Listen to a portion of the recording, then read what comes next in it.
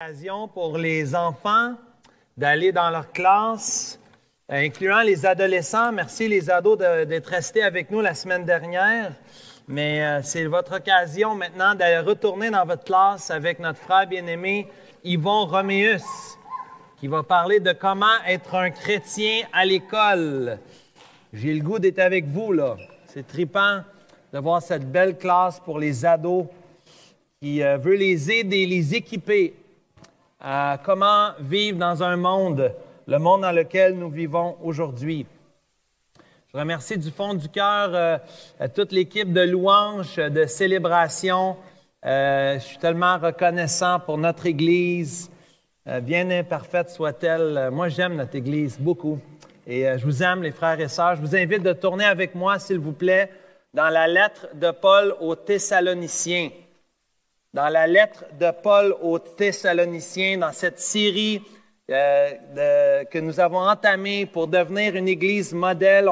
On étudie une Église modèle, pas une Église parfaite, mais certainement une Église vraiment touchante, l'Église des Thessaloniciens, touchant à plusieurs niveaux, mais on est au chapitre 2, on est rendu au verset 13, et Paul continue de rendre grâce pour l'œuvre de Dieu chez les Thessaloniciens. C'est rare qu'on voit ça dans les Écritures, dans les lettres de Paul. Il est rendu au 2e chapitre, il est encore reconnaissant. Il dit encore merci à Dieu. Merci Dieu. Merci Dieu pour l'Église. Merci pour les frères et sœurs. Merci pour l'œuvre de Dieu. L'œuvre que Dieu accomplit dans la vie des frères et des sœurs. Je rends continuellement grâce à Dieu pour vous. C'est ce qu'il dit aux Thessaloniciens. C'est ce que les anciens disent quand ils pensent de vous. On rend grâce à Dieu pour vous. Cette semaine, quand on a prié ensemble, on était rendu dans les G. On a prié des G jusqu'au K. On a prié pour les QI cette semaine. Parce que les cas sont là dans les QI, avec les Kim, Uni Kim. Où es-tu, Uni? Uni, ma sœur. On a prié pour les G au K. Et on rend grâce à Dieu pour vous, frères et sœurs. C'est impressionnant de voir le cœur de Paul pour les Thessaloniciens, comment même pour les anciens de l'Église. Ça nous enseigne. Et on peut rendre grâce à Dieu pour l'Église. C'est vrai. C'est vrai. Il n'y a pas d'Église parfaite. C'est vrai qu'on a tendance à être critique. C'est vrai qu'on a tendance à se mettre des étiquettes. Se mettre des étiquettes, puis rares sont les fois où on se donne des étiquettes positives. En général, on se donne des étiquettes négatives. Ah, lui, il est toujours en retard. Peut-être c'est vrai qu'il est toujours, ou en tout cas souvent en retard. Mais est-ce que c'est bon de voir les autres pour leurs défauts? Est-ce que c'est bon dans un couple, dans un mariage? C'est-tu bon de voir les autres pour les défauts, pour les problèmes qu'ils ont? Et je ne suis pas en train de dire qu'il faut minimiser. Je ne suis pas en train de dire qu'il faut mettre en dessous du tapis. Mais il me semble qu'on a beaucoup à apprendre de l'attitude continuelle de l'apôtre Paul. Lisez dans toutes ses lettres combien il est reconnaissant envers Dieu, même pour les épreuves, même pour la prison, même pour avoir été battu, même pour avoir été délaissé, abandonné. Il rend grâce à Dieu. Frères et sœurs, on a beaucoup de raisons pour rendre grâce à Dieu. On a beaucoup de raisons. Compte les bienfaits de Dieu. Compte-les. Mets-les tous devant tes yeux. Mets-les devant tes yeux. Le fait que Dieu pourvoit, le fait que Dieu prend soin, le fait qu'on a de quoi manger, le fait qu'on a un toit, le fait qu'on peut se déplacer, le fait qu'on peut aller à l'école, le fait qu'on peut aller travailler, le fait qu'on a des amis, qu'on a des frères, des sœurs dans la foi. Tu as peut-être perdu en venant à l'Évangile. mais tu as beaucoup gagné. Tes péchés sont pardonnés. Si tu as placé ta confiance en Jésus-Christ, tes péchés te sont pardonnés. Tu as beaucoup gagné. Mais tu as aussi gagné une famille. Tu as beaucoup gagné. Moi, j'ai beaucoup gagné. J'ai gagné des frères, j'ai gagné des sœurs, j'ai gagné des oncles, puis des tantes. J'ai gagné des grands-parents, j'ai gagné des neveux, j'ai gagné des nièces. J'ai beaucoup gagné. Le Seigneur est bon. Et Paul, dans son cœur, est tellement reconnaissant. Au chapitre 1, on avait dit que Paul est reconnaissant pour l'élection, pour le choix que Dieu avait choisi, que Dieu avait sauvé les Thessaloniciens. Puis il voit les évidences, tout un chapitre. Les 10 premiers versets, c'est trippant. Wow! Dieu a fait tellement de choses chez les Thessaloniciens. Il les a sauvés, il les a complètement transformés. On voit les fruits de l'Évangile, on a déjà vu ça. Mais ici, au chapitre 2, il est encore reconnaissant et il n'est pas en train de radoter. Il amène du nouveau ici. Reconnaissant non seulement pour ce que Dieu a fait, mais pourquoi Dieu a fait et comment Dieu a fait ça. C'est ce qu'on va voir aujourd'hui. On est reconnaissant pour ce que Dieu fait, mais plus encore pour ce qu'il y a en arrière. Et ce qu'il y a en arrière, dans les versets 13 à 16, c'est notre texte ce matin. 1 Thessaloniciens, chapitre 2, versets 13 à 16. Et je crois que l'idée de ce passage, c'est que nous sommes invités de recevons la parole de Dieu afin qu'elle agisse puissamment en nous pour persévérer au milieu des difficultés.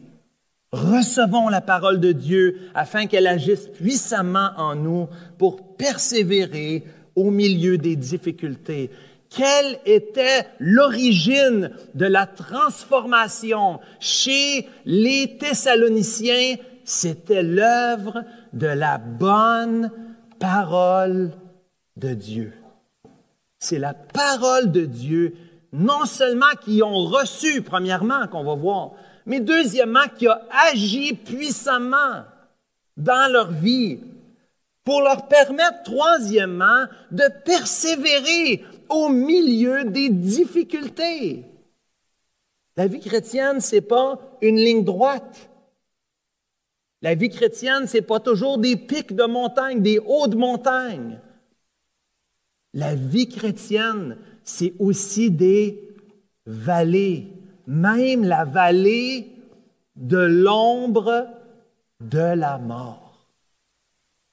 Et des fois, on y a tout passé. Un de mes amis, pasteur de l'église Le Sentier à Gatineau, un accident ce vendredi, revenait. Il venait on avait une journée pour les profs de Sembec, il s'en venait, plaque de glace, accident, commotion cérébrale, non sans plus, mais j'ai vu la voiture. Merci Seigneur. Il a passé un cheveu d'y passer. Père de 4 enfants, pasteur de l'église à Gatineau. Chers amis, la vie chrétienne, c'est pas toujours ça va bien. Il nous arrive à chacun d'entre nous des moments difficiles.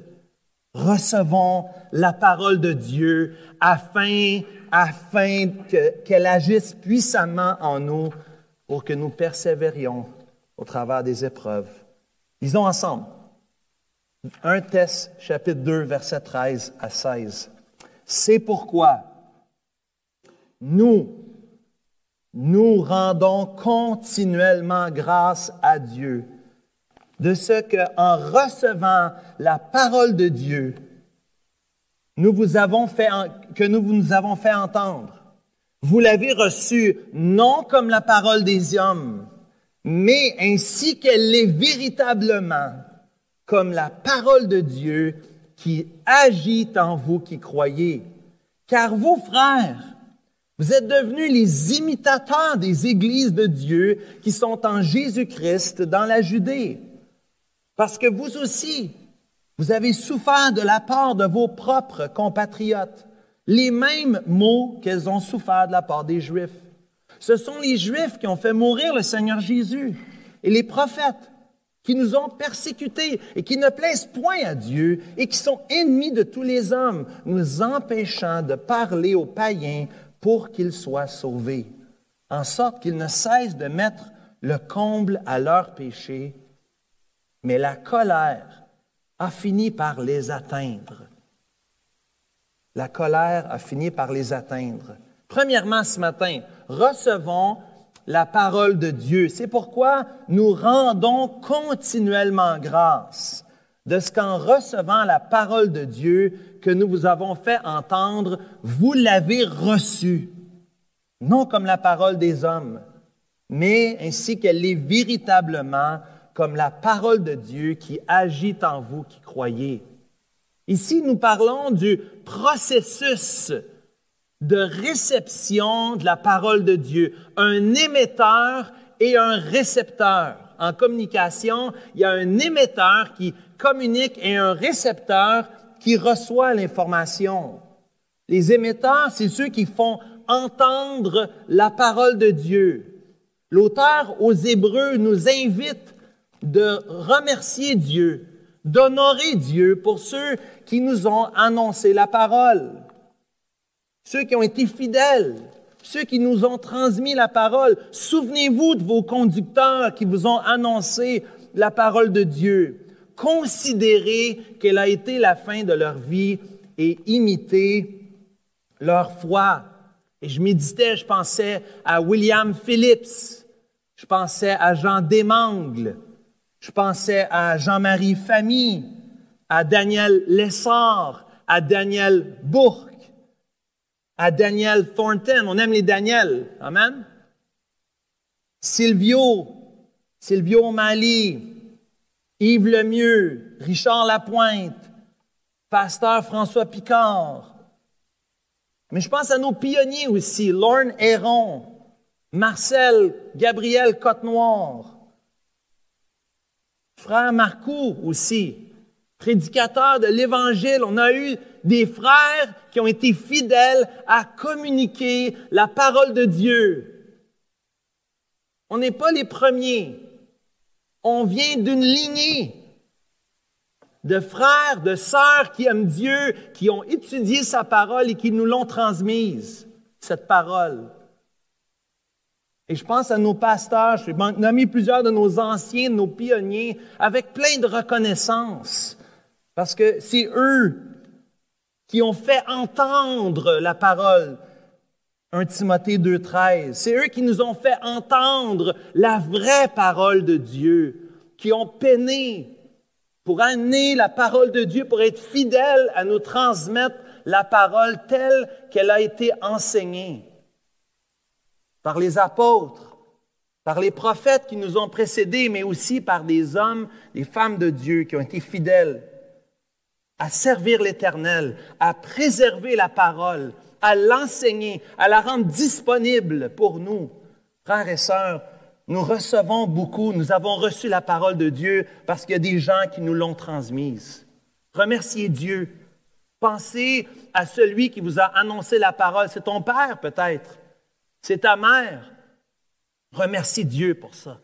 Remercie Dieu pour celui ou celle qui, lorsque tu étais à l'université, qui a osé ouvrir la bouche dans sa timidité pour que tu entendes parler des grandeurs, de la merveille, de la splendeur du Dieu éternel, le Dieu de l'univers, qui a quitté son trône, qui a envoyé son Fils mourir à la croix pour des pécheurs comme vous et moi.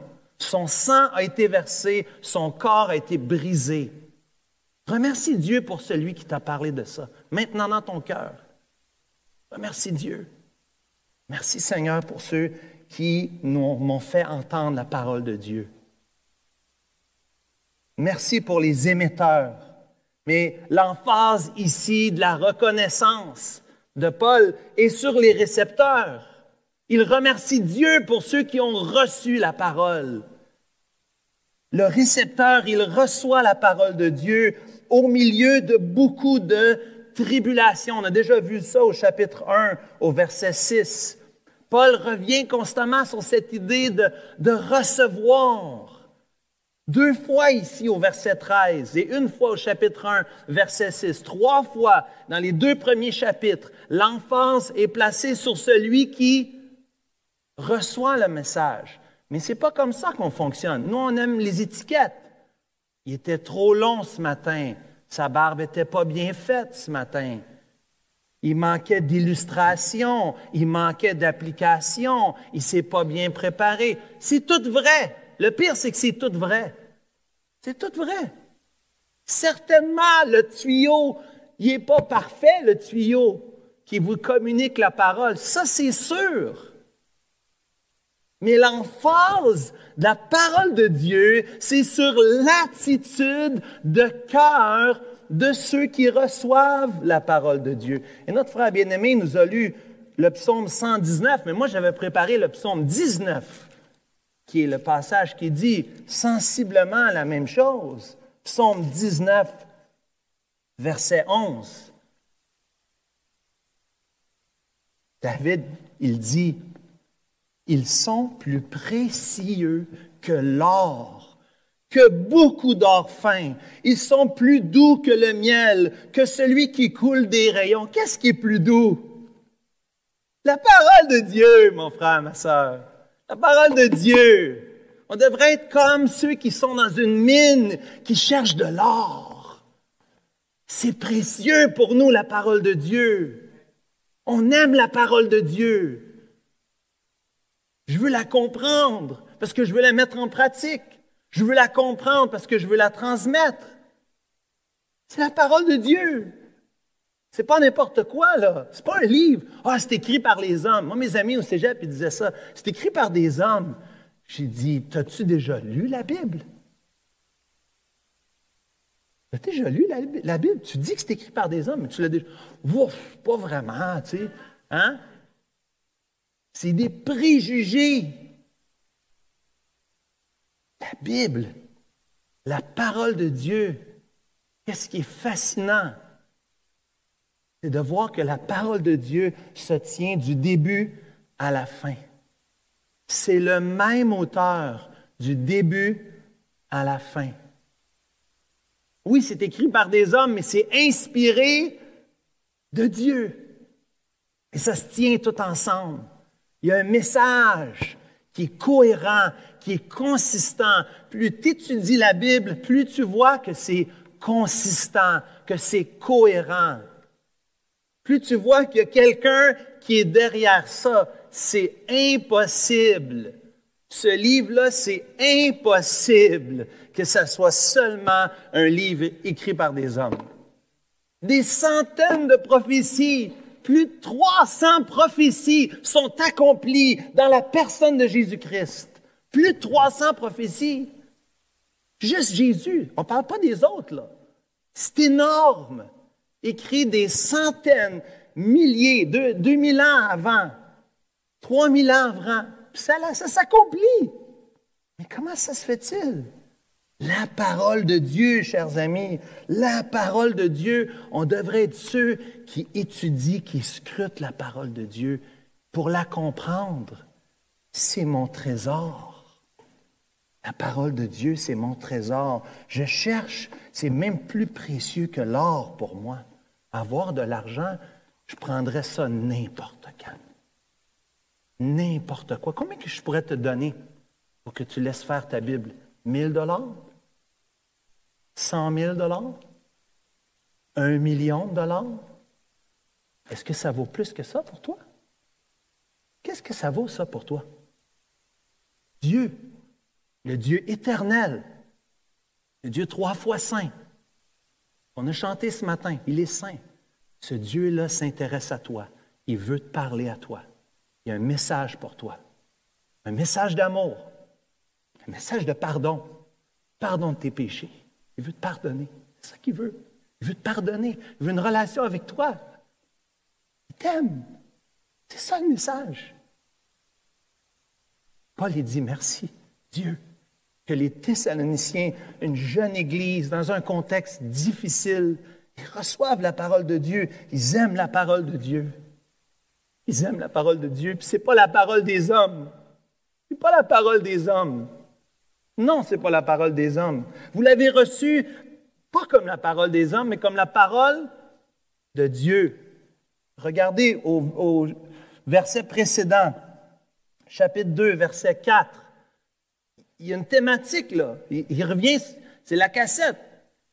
Mais il y a quelque chose, là. Il y a un contraste. Qu'on a fait ça pour plaire à Dieu ou pour plaire aux hommes. C'est comme ça qu'on vous a annoncé le message. Chapitre 2, verset 4. Non comme pour plaire à des hommes, mais pour plaire à Dieu. C'est comme ça qu'on vous a annoncé le message. On ne cherche pas la faveur des hommes. « Ah, vous prêchez trop. C'est toujours la même chose. » Je comprends, mais c'est ça que ça dit. Moi, je veux savoir, quand Matthieu prêche, je veux savoir, est-ce que c'est ça que la Bible dit? Si c'est Matthieu qui prêche, puis c'est ça que la Bible dit, moi, je veux entendre ce que la Bible dit. Je ne suis pas intéressé d'entendre des idées à Nick ou à Dan ou à Danny ou à Jean-Marie. Je ne suis pas intéressé par ça. Je suis intéressé par entendre la parole de Dieu. La parole de Dieu.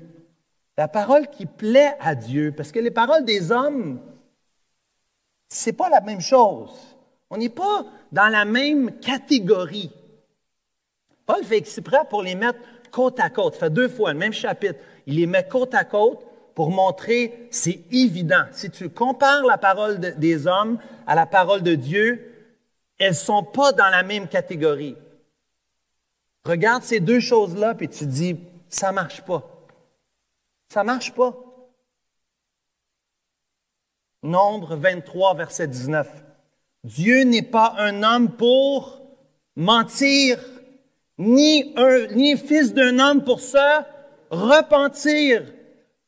Ce qu'il a dit, ne le fera-t-il pas?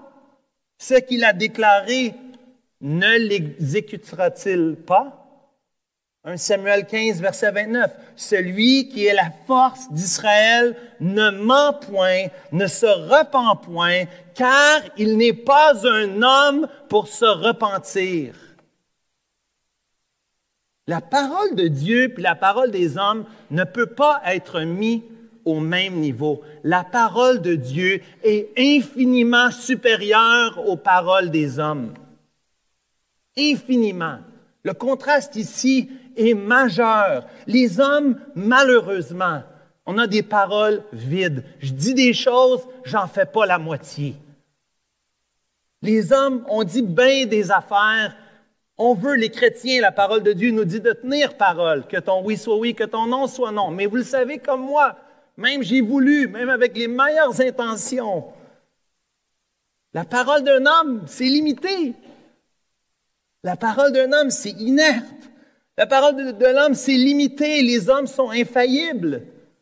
Hein? Les hommes ne sont pas infaillibles. Les hommes sont limités. Donc, évidemment, la portée de nos paroles sont limitées. Nos paroles n'ont pas de puissance. Seulement Dieu, Jésus, l'Esprit Saint sont tout-puissants. Nous sommes limités. Mais nous avons entre nos mains. Les Thessaloniciens avaient entre leurs mains, avaient reçu la parole de Dieu telle qu'elle a été enseignée. Et on l'a vu déjà au chapitre 1, chapitre 2. Ce n'est pas cette parole au verset 3, chapitre 2, verset 3, qui repose sur des erreurs. Ce n'est pas la parole qui repose sur des mauvais motifs, qui repose sur la fraude. Ce n'est pas des paroles flatteuses. Le but de la parole de Dieu, ce n'est pas de te manipuler. Dieu n'est pas comme ça. Vraiment pas.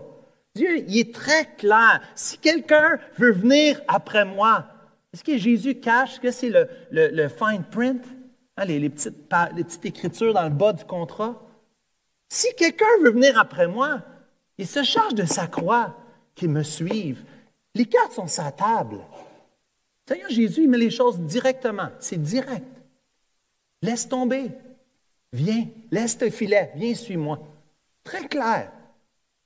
Après, la vraie parole de Dieu, ce n'est pas des paroles flatteuses. Ce n'est pas fait pour l'argent. On n'avait pas la cupidité pour motif. La vraie parole de Dieu, ce n'est pas pour notre gloire. Non, on a cherché, chapitre 2, au début du chapitre 2, on a cherché la gloire de Dieu. Non, la vraie parole, le vrai évangile. Chapitre 1, verset 5 est prêché. Chapitre 2, verset 3, la prédication, elle est prêchée avec puissance, avec l'Esprit Saint, avec une pleine persuasion. C'est la parole de Dieu. Toute écriture est inspirée de Dieu et utile pour enseigner, pour convaincre, pour corriger, pour instruire dans la justice, afin que l'homme de Dieu soit accompli et propre à toute bonne œuvre. Vous dites ce verset-là, est-ce que vous l'y croyez? Est-ce que tu crois que les généalogies sont là pour une raison? Que Dieu a quelque chose à nous enseigner par les généalogies, par les salutations, par les jugements. On a hâte d'entendre prêcher Dan dans Amos. On entend, j'ai dit à un frère l'autre jour, j'ai dit, Dan, il prêche dans Amos. Il m'a regardé, j'ai dit, qui prêche les jugements de Dieu?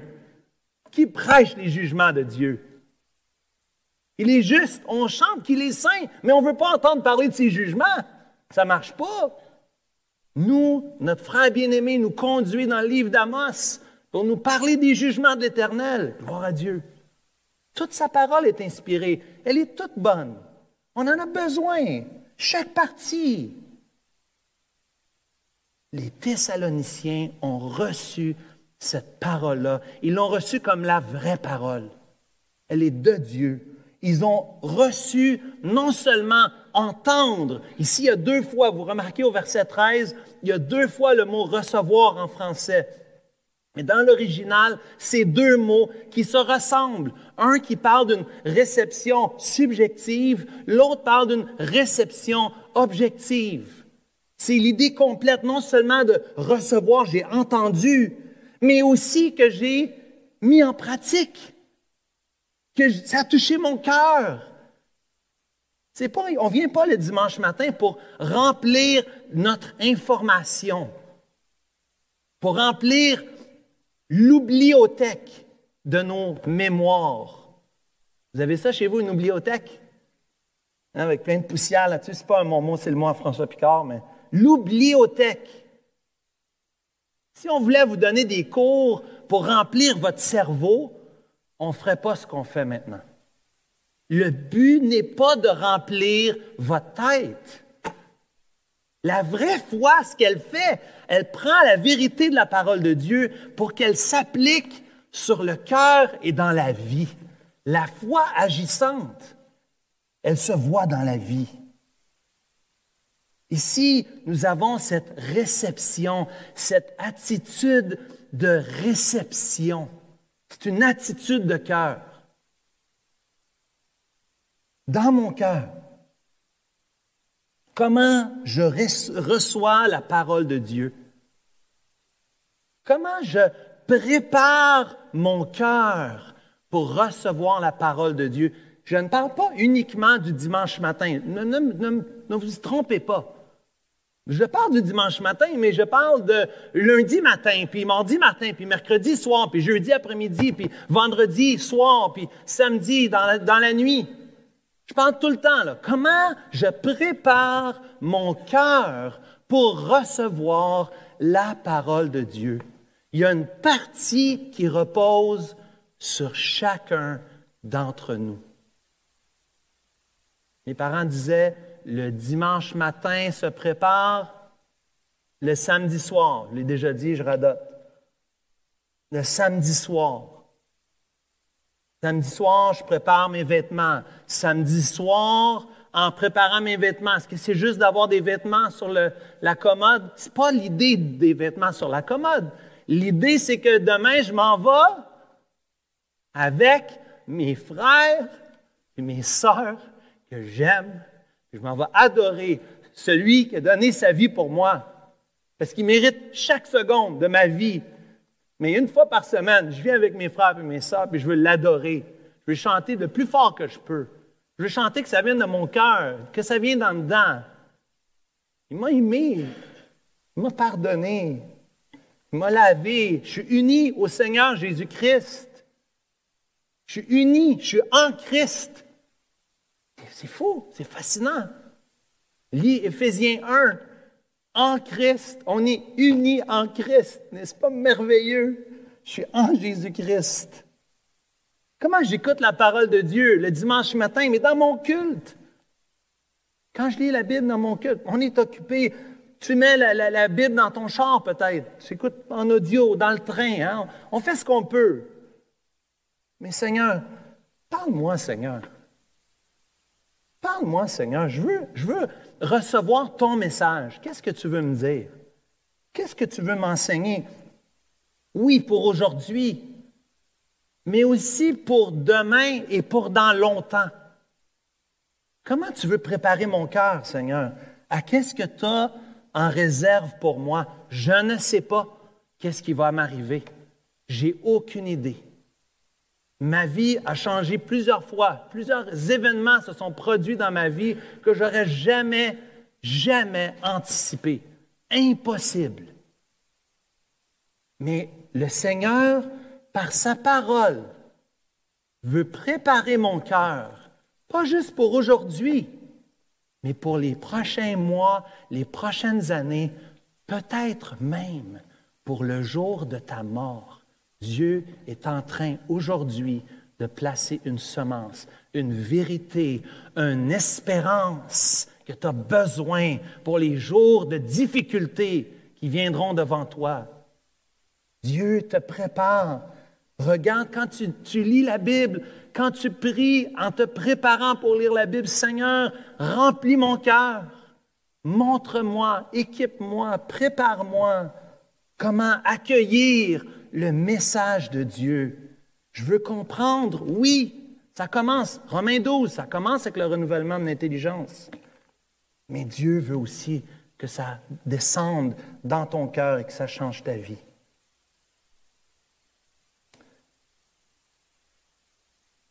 Parfois, bien-aimés, un péché peut nous empêcher aussi de recevoir la parole de Dieu. Parfois, des péchés connus, non adressés, peuvent être un blocage spirituel dans notre vie. Ça l'arrive, ça m'arrive, ça nous arrive. Quand je regarde les Thessaloniciens, moi je dis « Wow, j'aimerais ça être un chrétien comme ça, moi. J'aimerais ça que Dieu pense ça de moi, que je suis celui qui reçoit son instruction, qui reçoit sa parole avec zèle. » Mais il faut que je regarde dans mon cœur. Il est possible aussi qu'il y a des choses qui bloquent. Si nous confessons nos péchés, il est fidèle.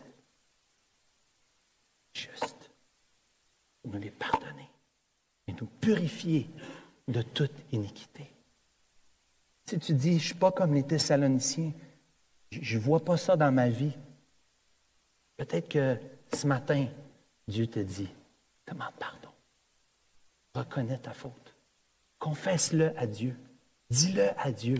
On va prendre la table, dis-le à Dieu. Dis, Jésus, merci d'être mort pour ce péché-là, puis je veux le mettre en arrière. Je veux, Seigneur, je veux être celui qui reçoit ta parole et je veux qu'il n'y ait aucun blocage dans ma vie, aucun empêchement.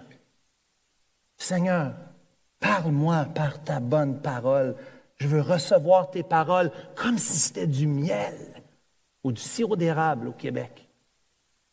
Je veux recevoir ça, là, c'est doux, ça goûte bon. Si tu aimes le chocolat, mets le chocolat à la place. Fais ce que tu veux, mais c'est bon. C'est ça l'idée. C'est bon, Seigneur. Je veux enlever tout empêchement pour écouter la bonne parole de Dieu. Mais remarquez, deuxièmement, non seulement qu'ils ont reçu la parole de Dieu, mais en plus, elle a agi puissamment en nous. En vous, en nous, en moi, en toi. Elle produit un résultat. Ici, on parle du processus de réception de la parole de Dieu. Maintenant, on parle du produit des fruits. La parole est agissante. Packer dit, la parole de Dieu délivre ou va communiquer à travers un prédicateur un message de la part de Dieu au peuple de Dieu concernant Dieu et la piété, la vie d'obéissance. Packer est en train de dire, j'aime ça, l'emphase, c'est pas sur le message du prédicateur. Non, c'est la parole de Dieu. C'est de là que ça part. Ça part de la parole de Dieu et ça passe au travers le prédicateur pour aller parler au peuple de Dieu, au sujet de Dieu, au sujet de l'obéissance à Dieu. Ça part de la parole. C'est pour ça qu'on étudie la parole. C'est pour ça qu'on équipe les hommes, on équipe les femmes. Quand on a Angie avec nous, on est bénis à notre Église, même les sœurs. On a une sœur qui veut se déverser, qui est en train de former d'autres sœurs pour communiquer la parole de Dieu. C'est merveilleux. Il y a une étude biblique pour les femmes. C'est merveilleux. On a ça, bien-aimés. On a ça en nous. Dieu nous donne à notre Église, dans notre famille, dans notre association d'Église. On a des mouvements comme Sola qui sont là pour équiper. On veut donner des outils à tout un chacun pour recevoir la parole de Dieu. Mais le but, c'est qu'elle agisse puissamment. Remarquez à la fin du verset 13, c'est pas anodin ici. C'est pas anodin, c'est la dernière partie du verset, mais mon ami, c'est important. C'est la parole, vous avez reçu, non la parole des hommes, vous avez reçu la parole de Dieu, elle agit en vous qui croyez. Ça veut dire qu'elle opère. Ça veut dire que la parole de Dieu, elle est productive, elle est efficace. Il y a une énergie ici, il y a une efficience ici, il y a un travail continuel, le travail qui continue d'agir dans nos vies. Elle implique un changement de pensée, un changement de conviction et surtout, cette action, une parole agissante, elle implique, c'est implicite dans le terme ici, un changement de comportement. Mettez en pratique la parole de Dieu, nous dirait Jacques au chapitre 1er, 2e. Revient constamment là-dessus. Mettez en pratique la parole de Dieu. Vivre notre foi. La foi, la parole que nous avons reçue, c'est une parole qui est agissante. Elle porte des fruits. Elle retentit. Remarquez chapitre 1 au verset 8. Elle retentit de chez vous. Votre foi s'est fait connaître. C'est une foi vivante. Elle change l'intérieur. Chapitre 1, verset 9. C'est une foi qui est tellement agissante qu'elle t'amène à abandonner des idoles dans ta vie. Les Thessaloniciens ont abandonné leurs idoles. Ils ont mis ça, ils ont brûlé ça. Ça vaut rien. C'est du mensonge. Ils ont brûlé les idoles. Le diable veut te faire penser, il veut te faire croire que tu vas être heureux si tu sers ton idole.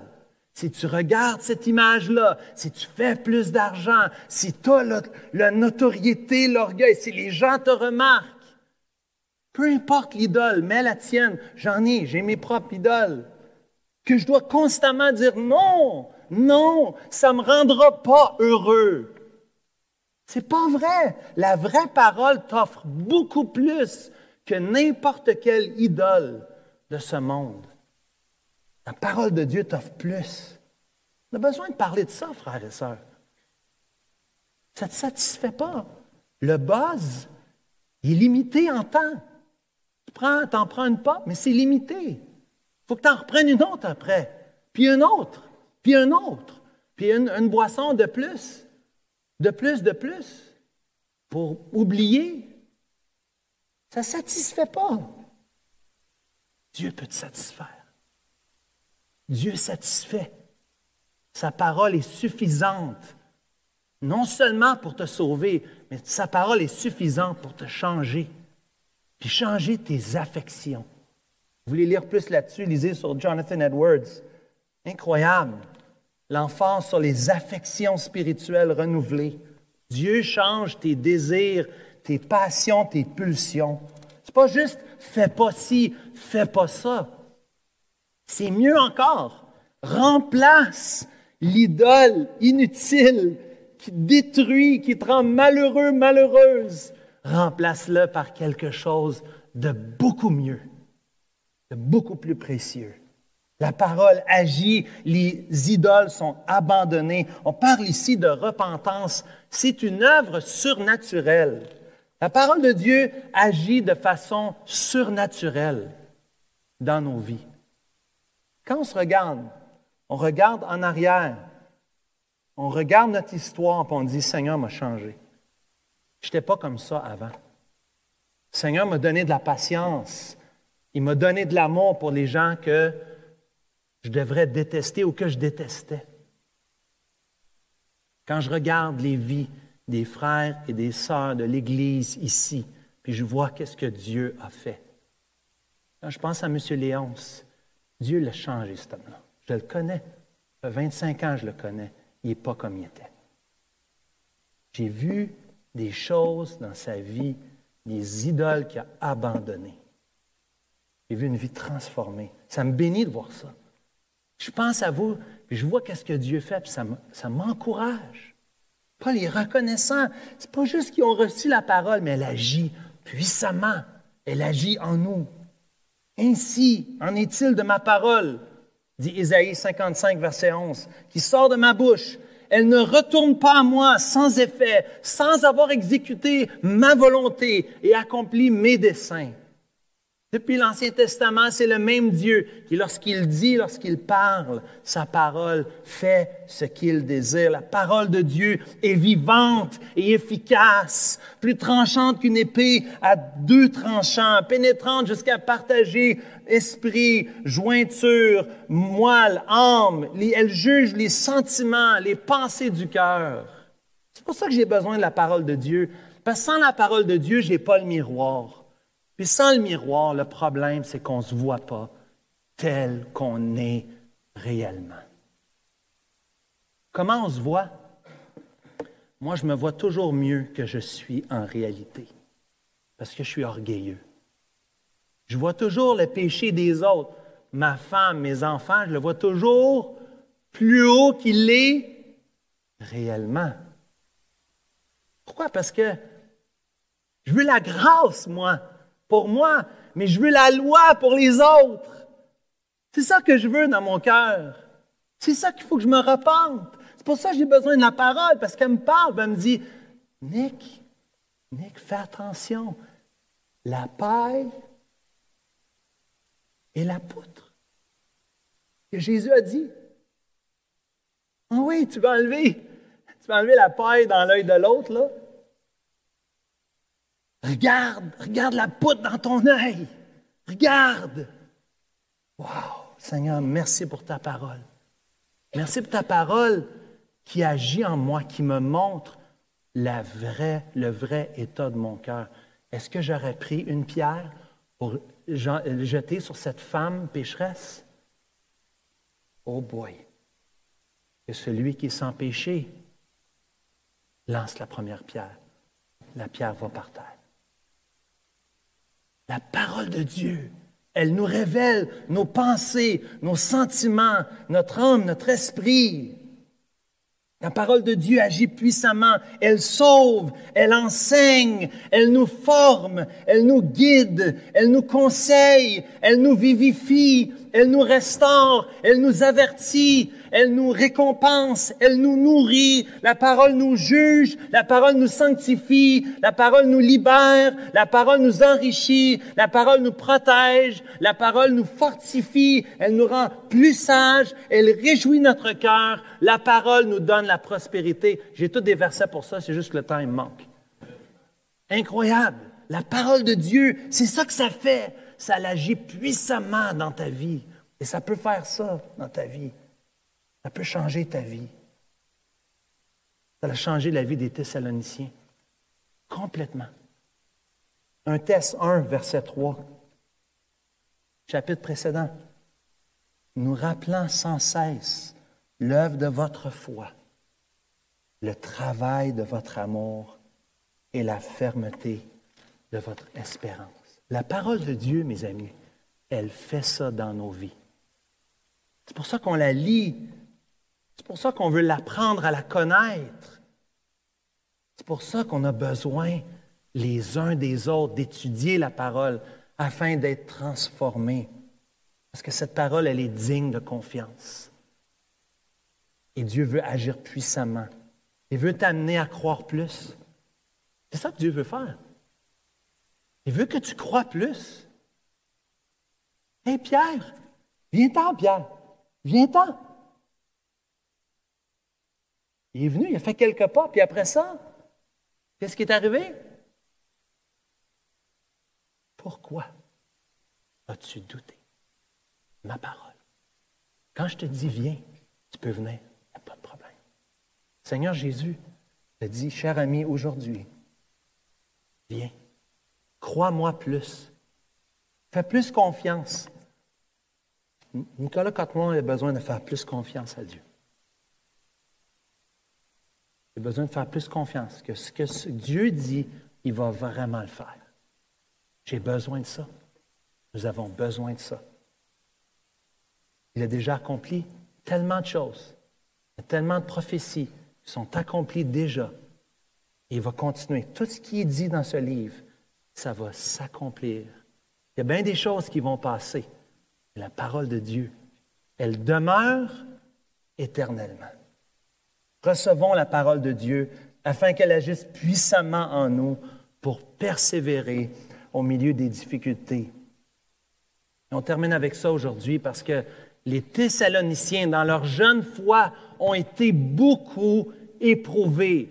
Ils ont été, non seulement ils ont souffert de la part des compatriotes, mais remarquez au chapitre 1, verset 6, ils ont reçu au milieu des tribulations la parole de Dieu. Ils ont reçu au milieu des tribulations. Ils ont souffert de la part de leurs compatriotes, des Juifs. Ici, ne partez pas aujourd'hui en pensant que Paul est antisémite. Il y en a qui croient que Paul est antisémite. Paul était premièrement un Juif, puis il était prêt à être maudit lui-même pour que les Juifs, les gens de sa nation, soient sauvés. C'est vraiment pas ça qu'il dit. Mais Paul, ici, reconnaît les embûches. Les Juifs avaient les oreilles bouchées. Les Juifs ne voulaient rien savoir. Ils n'étaient pas ceux qui recevaient la parole. Non, au contraire, c'est ceux qui s'opposaient à la parole. Et ceux qui ont été derrière le complot pour faire tuer le Seigneur Jésus-Christ, c'est les Juifs qui ont livré le Seigneur Jésus, qui ont monté une histoire. Et même Pilate savait que ça ne marchait pas, savait que ça ne tenait pas la route. Pilate disait, je suis innocent du sang de ce juste. Je suis innocent. Il se lave les mains devant eux. Voyons, il n'y a rien.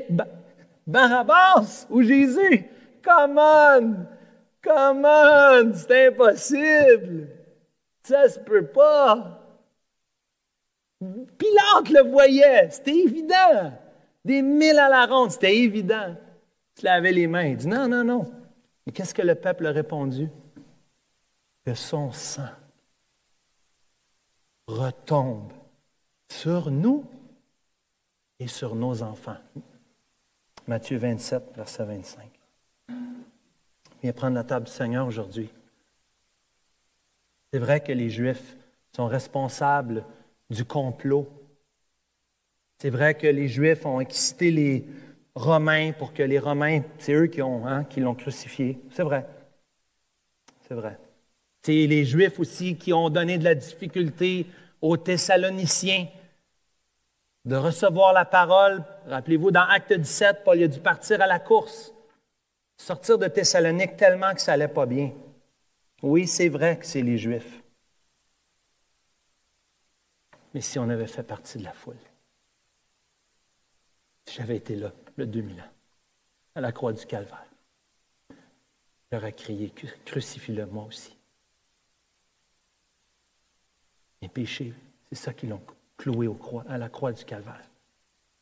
Tes péchés, c'est pour ça qu'on est ici aujourd'hui. C'est pour ça qu'on va prendre la table du Seigneur, pour se rappeler que ce sont nos fautes, nos transgressions, Oui, les Juifs, dans l'immédiat, mais dans le plus grand plan, chacun d'entre nous, nous sommes responsables de l'événement le plus important de l'histoire de l'humanité. Mais grâce soit rendue à Dieu, qui nous fait triompher en Jésus-Christ. Il n'est plus sur la croix. Il est ressuscité. Le tombeau est vide, vide, vide. Il a vaincu la mort. Afin que toi et moi, aujourd'hui, 2000 ans plus tard, on puisse entendre la bonne nouvelle. Entends-tu la bonne nouvelle aujourd'hui, cher ami? Entends-tu cette bonne nouvelle d'un Dieu qui t'aime, amoureux de toi, donner sa vie pour toi, tellement qu'il t'aime. Il veut que tu reçoives sa parole. Parce que sa parole, si tu la reçois, si tu l'entends, plus que ça, tu la reçois dans ton cœur. Il veut te changer. Il veut agir puissamment en toi, faire des choses infiniment au-delà de tout ce que nous pouvons penser et agir. C'est ce Dieu-là, au travers de cette parole-là, qui veut faire ça en toi aujourd'hui. J'invite l'équipe de louange de s'avancer. On va prendre la table du Seigneur. Prenons un instant, pendant qu'il se place pour, dans nos cœurs, dire « Seigneur, merci. Merci pour ton Fils. Merci pour ta parole qui agit en nous. » Prions un instant. Ensuite, l'équipe de louange va nous conduire.